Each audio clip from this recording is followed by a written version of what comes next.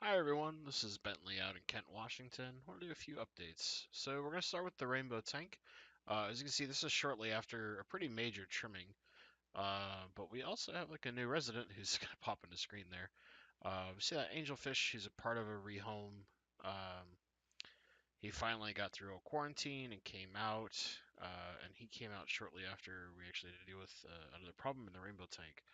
But you can see him, he's like super active, like comes up front.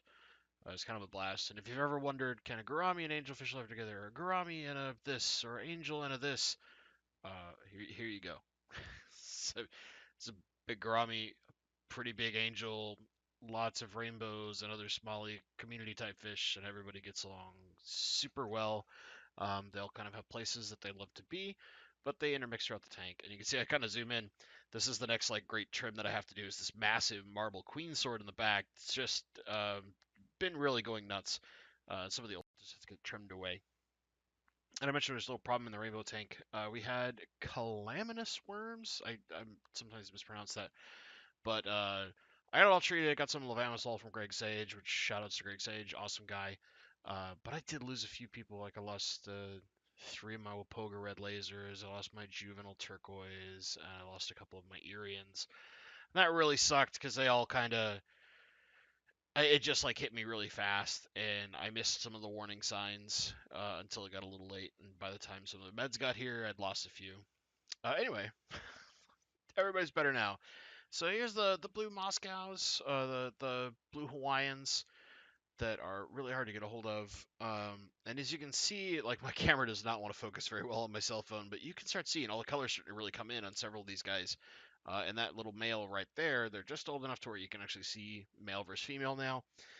The camera doesn't pick it up very well, but like you can actually start seeing that really dark blue coming in the middle of his tail, and then almost like black toward the edges. It's so dark, which is really exciting to like look at these little guys growing up day to day. Um, and watching their color come in is fantastic. You see that bag there, and a little bit in the tank beside it. It's going to be the next thing we'll talk about in a sec. But basically, colors coming in, so I'm going to kind of keep bringing updates on these guys as they grow up and their colors come in to let you guys see their growth because it's super fun to watch baby guppies grow up. And if you haven't been raising guppies yourself, I I can't say enough to like just say like get a 10 gallon and get some just fancy guppies, whatever. Find a guppy you like and just let them do the guppy thing because it's super fun watching guppy babies and all that kind of stuff grow up. I love it. I've got several tanks of guppies.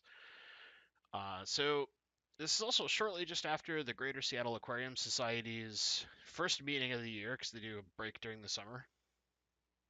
And I picked up some stuff at the auction during the meeting, which that little bag down there will be shown later. So here's the first thing. Here's that little project tank I told you about. It's a little cloudy from a bacterial bloom.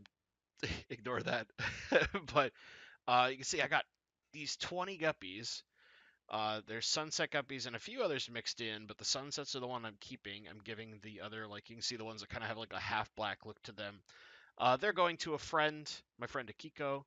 She's been looking to get into some guppies, so I was like, hey, I've got these ones I got at the auction. But I got 20 guppies, most of which are sunset guppies, for $1. A buck. So, and at first nobody was bidding, and I just finally like threw my number up. I was like, yeah, I'll take Guppies home for a buck. And what you can't see, it's really hard. That technically was right there. I also got a bunch of blue velvet shrimp at the auction too, and that's what this project tank is partially going to be is some shrimp. Long term because those guppies are going to another tank. But then also this is a plant grow out tank, so I purposely put a bunch of random cuts of plants, as small as I could get them, basically, in sand just to kind of test myself to see what I can grow, and then it also grow out some Nubius. There's a bunch of stuff floating there, some Crypts and stuff that I got recently that are going into other projects, and by now are mostly out. And then here's the bag. Look at all these Crypts, all these Wentiis, Lucens, Lutias, Petshai, some extra Parva. I love Parva. A couple Spiralis. Those are all going into a project in a sec. And then here's finally the 29-gallon rehome. As you can see, I've put some extra fish in there, and the Mirio is just going crazy on me. So much so that like duckweed was getting stuck in it, and I filmed this right before we went through and cleaned all the duckweed out. But as you see, I zoom in here, that wire from tying that Java moss down is already disintegrated for the most part.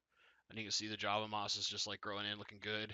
See my this bed that I got added from a tank that was in my bedroom, along with some cardinal tetras.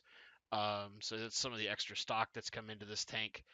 Yeah, he's doing great. They're all kind of loving it. They came from a little Fluval Flex 15 I had up in my bedroom, and that's the project that actually most of those crypts that you just saw are going into. And once I've given that a little time to like do its work and stuff, that's also where the sunset guppies are going to go. So it's going to be guppies and a ton of crypts.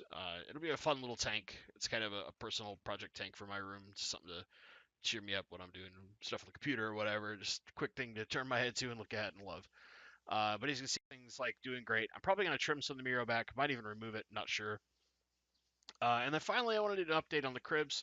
I know a few people really like Kribensis, especially my buddy Baron. If you haven't ever checked out his channel, it's Baron Tropicals. Awesome dude. Shout outs to him. He's making it through all the hurricane nonsense down in Houston and doing great. But you can see here, I changed the tank up a bit. You can see our lovebirds in the back there actually showing themselves. They're being a little more active now that they got resettled in their new house. So I put in a ton of parva that I got from my local fish store, which is Aquarium Co-op, and you can actually tell that it is immersed grown when we get back over that way. And here's all the other crypts that are in here. You can see them starting to like really flourish up. But you notice, like, you look at those crypts in the back, all that Wentii green, right? And it's got a kind of translucent tone in the color. And as we tilt back this way, you're going to see those aren't quite as translucent in their leaf patterns. That's how you tell it's immersed and it's slowly transforming over into submerged growth. And here's another shot like the next day. I actually added some Alterna Reneki Mini from another tank that just wasn't getting the right amount of light to this, which has more light, as well as a crypt Blase and one other crypt I can't remember off the top of my head. This one over here, the big green one on the far right in that corner in front of the Bulbitis. Just adding more and more plants, it makes the cribs feel a little better, and they love it, and it just looks better to me. Anyway, I just want to give you guys a few updates on some of my tanks. I hope you all are having awesome weekends. Stay safe out there. Have a good one.